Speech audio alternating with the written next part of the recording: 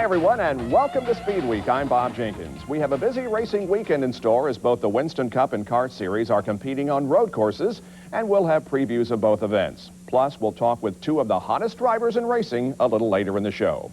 We begin with a recap of stock car racing's richest event, the Brickyard 400. When all was said and done, the fourth running of the race produced its fourth different winner. Gentlemen, start your engines. 43 drivers did just that Saturday for the 160-lap event. Yates teammates Ernie Irvin and Dale Jarrett started first and third, respectively. But several traditional contenders, including Terry Labonte and Rusty Wallace, were mired at the rear. Irvin held the top spot early, pulling away from outside row 1 starter Joe Nemechek. Just 15 laps in, Derek Cope spun in the turn 2 warm-up lane. He hit the wall and collected Michael Waltrip, eliminating both from contention. Several cars took advantage of the caution period to make early pit stops. Among them were Nemechek and Dale Earnhardt. This set up a day-long battle of pit strategies. Meanwhile, Irvin and Jarrett appeared to be the class of the field in the early going. They ran 1-2 until their first stops on lap 39. After that, several drivers got a turn at the front. Among them were Wally Dallenbach and Jarrett. But the best battle of the day may have been between Mike Skinner and Jeff Gordon. After starting 24th, Gordon stalked and eventually passed the rookie. The season point leader led the next 12 laps before surrendering the point to Jarrett. After a steady run all day, Robbie Gordon got into the wall, exiting turn 1. The ensuing caution sent most of the field into the pits for a final splash and go. But two drivers, Ricky Rudd and Bobby Labonte, elected not to stop, putting them in the front with 10 laps to go. Today's final caution came with just 5 laps remaining as Rich Bickle hit the turn 3 wall. The resulting 3 laps of caution meant that Rudd and Labonte would likely have enough fuel for a final sprint to the finish. Rudd held on for the final laps for the victory and the $570,000 winner's purse.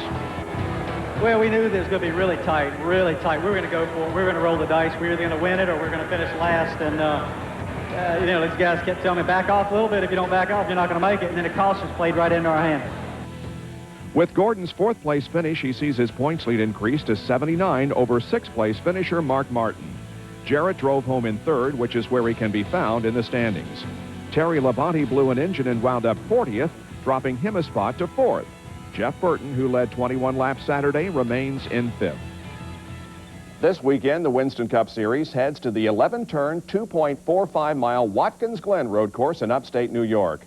Qualifying for Sunday's Bud at the Glen was scheduled for Friday, and Dave Calabro has this report.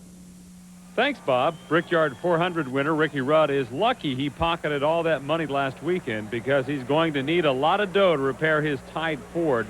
Rudd lost his brakes during a Friday practice run and crashed into the turn 10 guardrail. His car didn't stop until it rammed through the foam barriers and into the fence. Rudd was unhurt, went to his backup car, but only managed to qualify 28th. I don't know. I ended up kind of in a mountain of styrofoam when it came to a halt when the car was up on top of one of those blocks, but wasted the car. But if they hadn't been there, I probably wouldn't be talking to you right this minute. So I'm tickled to death that if I was going to wreck and lose brakes, I found a good place to do it at. Title contender Dale Jarrett set the early pace in qualifying with a lap at 120.405 miles an hour. Defending pole sitter Dale Earnhardt covered the Glen just 1/1000th of a second slower than Jarrett and will have to settle for the inside row 2 position. Pole honors go to the native of nearby Chemung, New York, Todd Bodine. Todd, who will join the Winston Cup Tour full-time in 1998 in a Pontiac, piloted his Hardage Chevrolet at 120.505 miles an hour to earn his first career Busch pole. This is big. This is really big. To be on the pole here at home at Watkins Glen is phenomenal. I can't believe it. We struggled really bad in practice. Made a change right before qualifying, and it worked. Now, here's a look at the top qualifiers for Sunday's Bud at the Glen. For SpeedWeek, I'm Dave Calabro.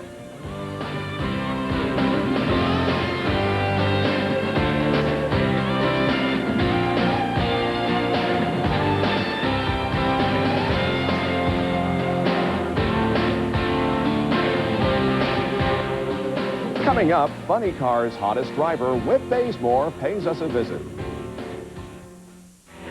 After trying his luck in the NASCAR Craftsman Truck Series, Canadian Ron Fellows appears to be getting back to his roots.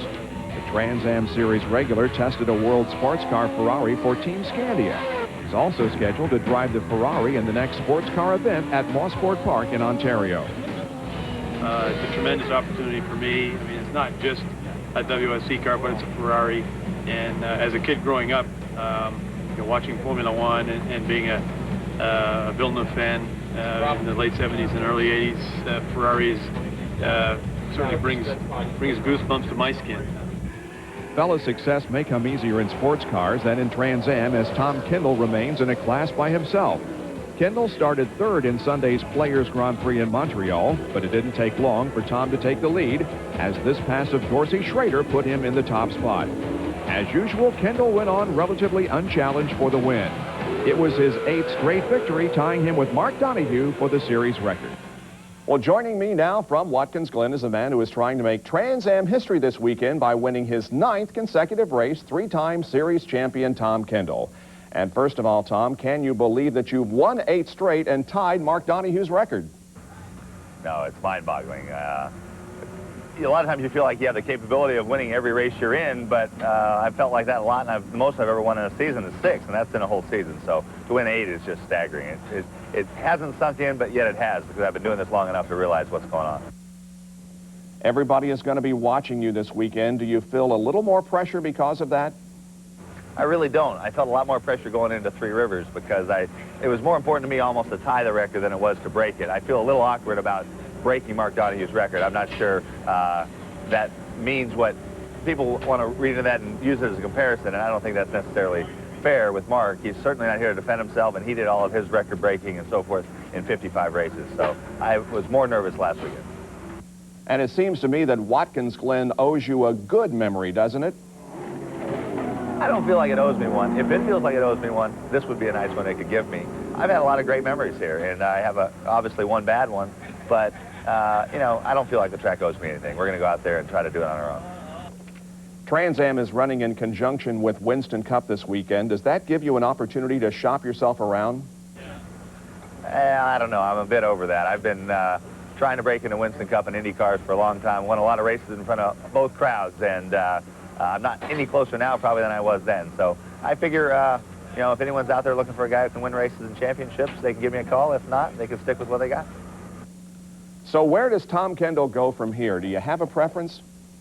I really, Super Truck is looking the most likely. I'm getting a lot of interest from a lot of different places. It's amazing when you win, the phone tends to ring. And so I would say most likely at this point is probably Super Truck, though. Tom, thanks for your time, and good luck on Saturday. Thanks, Bob. Well, one of Kendall's 8 wins this season took place at the Mid-Ohio Sports Car Course in Lexington, Ohio. This weekend, the 2.25-mile permanent road course place hosted championship auto racing teams. Although the series just enjoyed an off weekend, another long stretch of races awaits them. ESPN's Chris McClure is in the Buckeye State and has this report. Well, Bob, Sunday's Miller 200 begins a string of 4 races in 5 weekends for the kart teams and drivers. Now, we don't know what will shake out as a result of this stretch, but we do know that the recent string of 3 consecutive races totally reshaped the points chase. Prior to the 3-race swing at Cleveland, Toronto, and Michigan, Paul Tracy was on top of the standings, while Alex Zanardi was in 5th, 31 points behind Tracy. Since then, the 2 drivers have gone separate paths. Tracy, who won 3 consecutive races earlier in the year, wasn't awful during the July stretch. He scored 3 top 10 finishes and earned 21 points. But despite the effort, he lost the points lead. It was easy to get frustrated in practice and qualifying. We didn't have great performance from the tires, and a lot of the Goodyear guys didn't qualify very well. So we're going to do a lot of testing at Fontana with Goodyear and get ready for that race. And I think that's where it's all going to go down, is at the last race of the year, and it's going to be critical to finish well there. Alex Zanardi is the reason Paul Tracy fell to second place in the points. The second-year driver won at Cleveland, finished second at Toronto, and won again at Michigan. The pilot of the Target Reynard Honda earned 58 of a possible 66 points during that stretch. And if the Italian continues at this pace, Target Chip Ganassi Racing will have its 2nd straight championship. We know, we are totally aware that 3 races ago we were 30 points behind. Now we are in the lead, but we got to keep putting our best in there to try to maintain that streak going. Two other title contenders who went in opposite directions are Walker Racing's Gilles Deferne, who earned 30 points by finishing second and third at Cleveland and Michigan, and Greg Moore, who has nothing but a goose egg to show after 3 straight DNFs. Now here's a look at the points as of now. It'll be interesting to see what the standings look like 4 weeks from Sunday. Now, Bob, this race could bode well for both Zanardi and Tracy. Zanardi is the defending race champion. Paul Tracy has finished second 3 times in this event. Conversely, Gilles Deferne has run here twice, and his best finish is 17th. Now, let's take a look at the provisional qualifying results for Sunday's Miller 200. Reporting for SpeedWeek, I'm Chris McClure.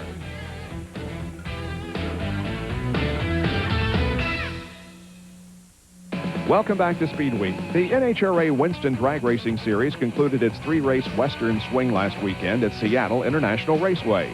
2 drivers, Jim Yates and Corey McLenithan, were looking to sweep the swing in the Pro Stock and Top Fuel divisions, respectively. With a report on how the 2 fared, here's Dave McClellan.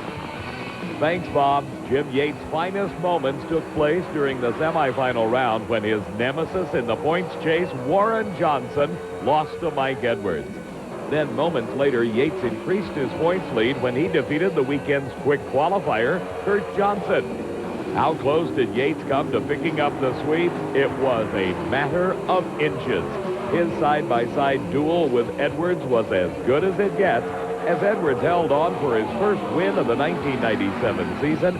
His elapsed time, 7.086 to Yates, 7.088. Corey McLenithan's quest for a sweep was no walk in the park. He made it to the finals, but his opponent was Top Fuel's point leader, Gary Scelzi, who was also the top qualifier for the event. Corey Mack had the better reaction time. Scelzi was quicker, but McLenithan's speed of 313 miles an hour plus allowed him to power his new McDonald's dragster to its 3rd consecutive victory. With the win, Corey Mack becomes only the 2nd Top Fuel driver to sweep the Western swing. To come out with a new car in Denver and sweep the whole swing. I mean, I know there's only one other guy that's done that, Joe Amato. And to be anywhere near the 5-time world champion, that's pretty awesome. Another fast qualifier to spin his wheels literally was Funny Car's Ron Capps. The Sonoma winner made an early exit after this first round loss to Al Hoffman. Traction problems were also an issue in the Funny Car final for both Whit Bazemore and the near lane's Tony Pedregon. Pedregon's problems were more serious than Bazemore's, as Whit drove to his division-leading 3rd win of the season and 2nd in 3 weeks.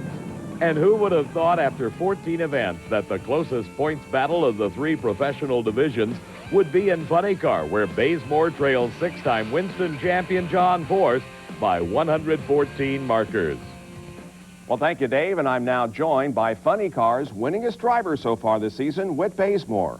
This is kind of strange here, such a tight points race. It's been a runaway for John Force the last few years. To what do you attribute your success? Is it you're getting better or John's having a problem? Well, I think it's a little of both, actually. The whole class has improved quite a bit over last year in the last couple of seasons.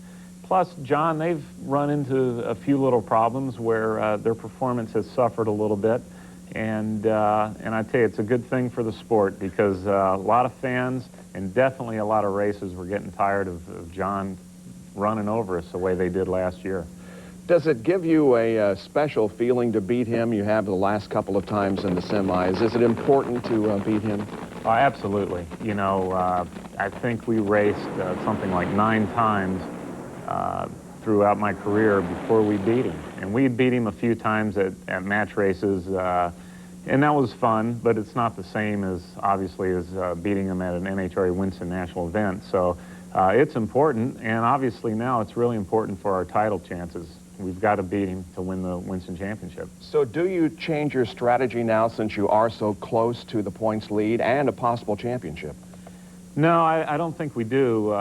You know, the car's running really well. The team is working together great. I think what we need to do is just keep doing what we're doing, you know, approaching each race first just to qualify well. And that's been our goal. And then we look at the first round and try to win that 1 round at a time. You know, we're not really thinking about winning the Winston Championship. I mean, it's obviously a goal that we've had for a long time, but we didn't expect to be in this position this year, and for that reason, we're just going to keep trying to race one round at a time and just do the best we can.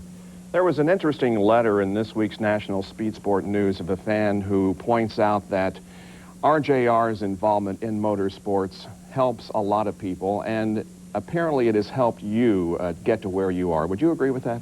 Oh, no question. I mean, aside from the sponsorship that we have now from the Winston brand, if you go back 11 years when I first started racing, Winston was very important then to me. I mean, they helped me with my first alcohol ride. And we're only talking a couple $1,000s here, but when you don't have a couple $1,000s, it's very important. And they had a trailer painting program then, and for a couple grand, I was able to buy my first ride.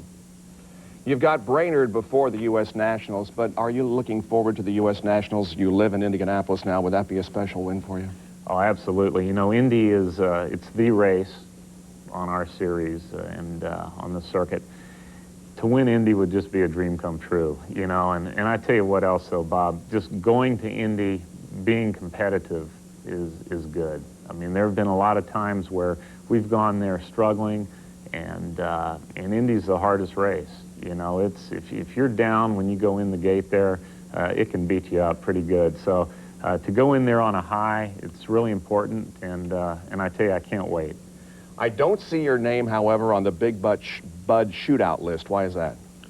Well, that's kind of a problem that we're having right now. We're not in the Big Bud shootout this year, and the reason for that is we missed 3 races last year when I was recovering from my motorcycle accident, and they take the top qualifiers from a year ago, for a year, for a season's time.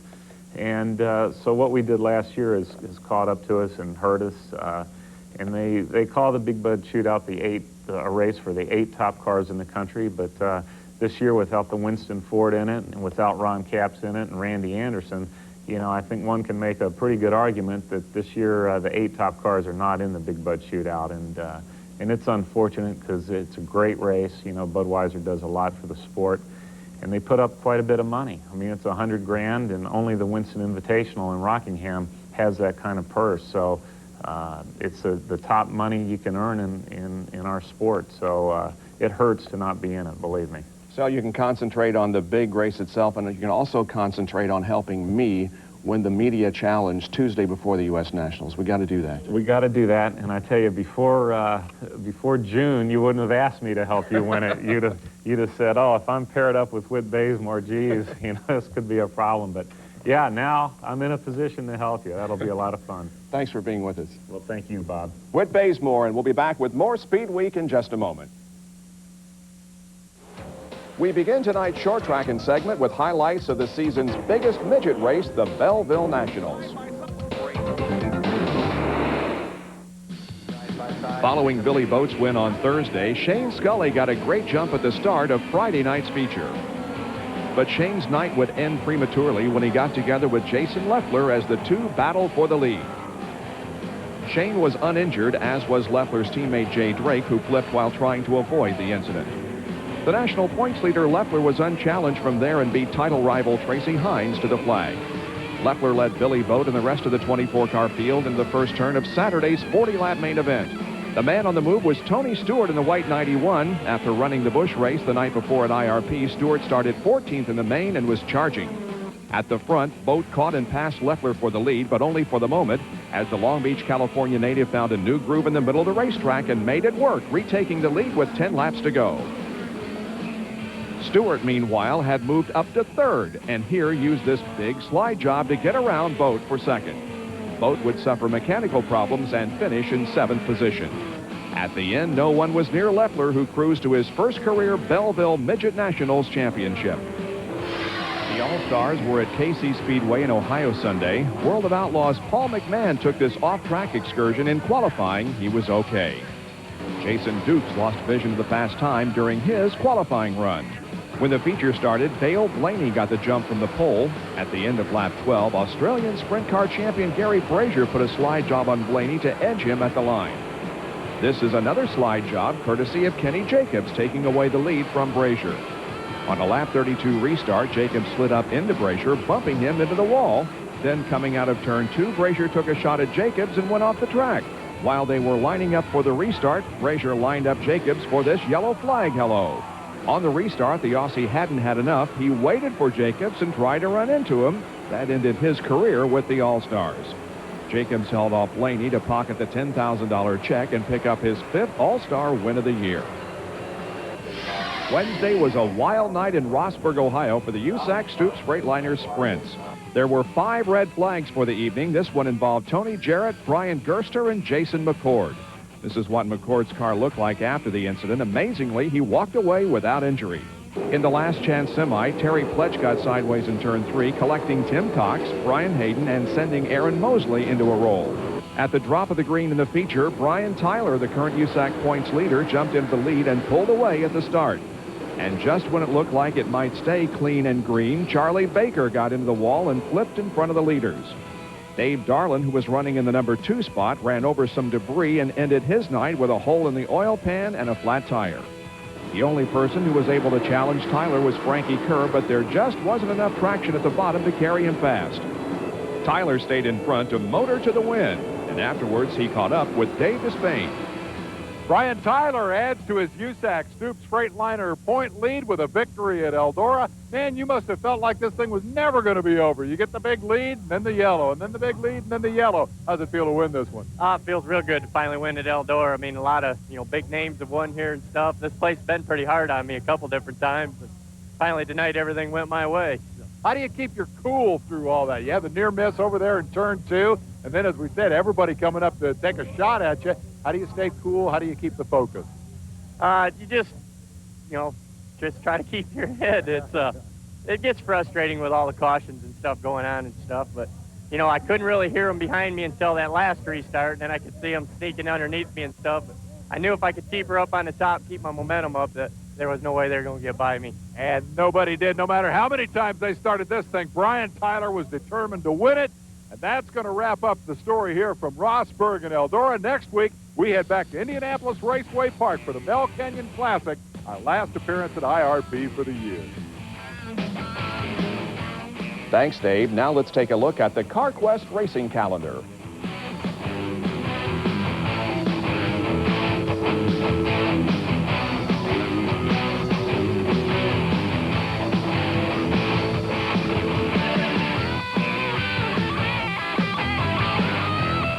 For all your auto parts needs, you'll find them at CarQuest.